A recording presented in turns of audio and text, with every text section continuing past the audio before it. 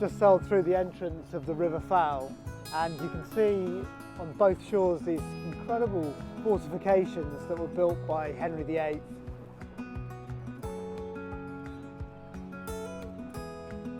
And now we're heading into St Maur's, a wonderful little seaside town.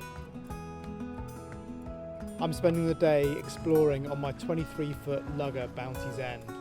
She's a replica of the launch used by Captain Bligh after he was cast adrift following the mutiny on the Bounty.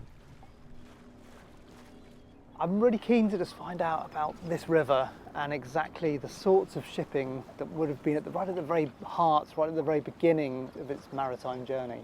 They were mainly trading vessels. The deep harbour here allowed bigger ships to come in.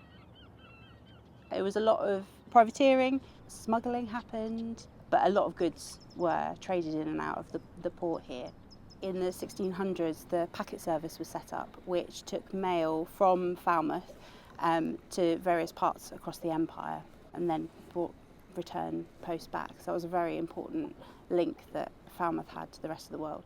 And those links would have been really far-reaching, and the town as a result would have been quite cosmopolitan.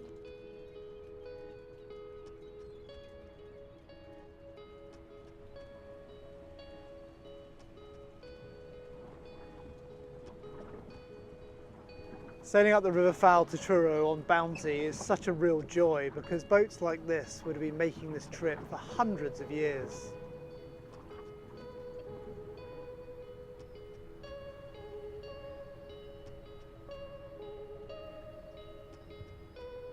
Boats have been coming and going from Mylor since the Bronze Age.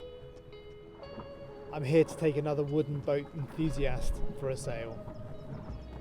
What an amazing part of the world this is. How long has it been home for you? Well, I've lived here all my life. I was brought up in Truro, spent a lot of the time around the mud banks up near Truro and Malpas. It's one of those places where you've got that lovely juxtaposition of industry and nature. Oh, it's just a beautiful estuary. I mean, there's not one part of the estuary you could say is the best bit to go to. If you can get away sometimes from the crowds and find that little anchorage up that creek, you can have some of the best days of your life.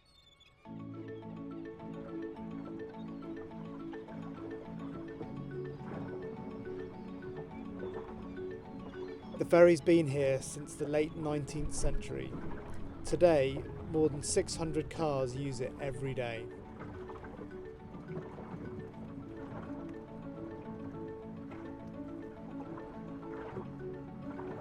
And the wind is funneling down on these little nooks and crannies coming through the woods. And in a boat like this, you can kind of just meander with the river. It's just fantastic.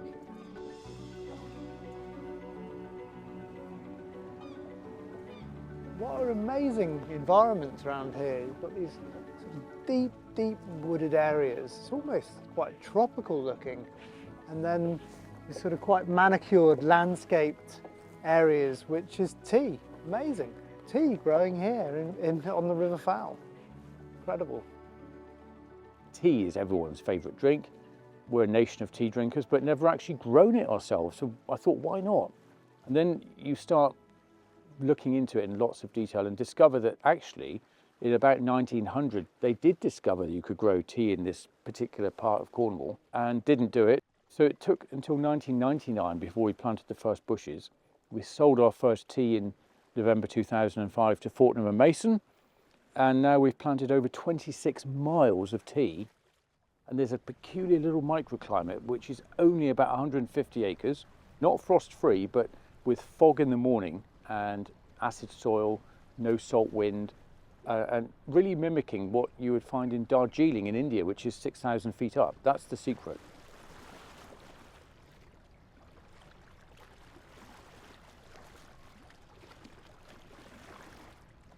Having built this incredible tea business, what's it like living here? There's nowhere quite like this, and we host visits here from Americans and Australians on a daily basis now, and they travel from all over the world to see something that is unspoilt.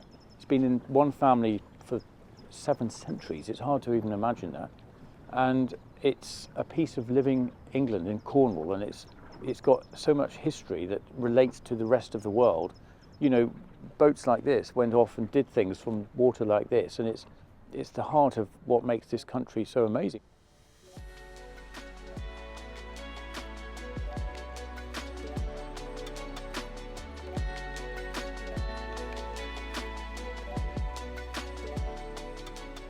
Sun's just setting over in the west. It's about 7:30 in the evening, but we've still got this lovely light. The wind's quite quiet here, but as we get around the corner, we've still got enough wind that's going to carry us all the way back down to Falmouth. I've really loved exploring both the Helford River and the River Fal. These are two of Cornwall's most iconic places to sail, full of history, full of nature, and I can't wait to return.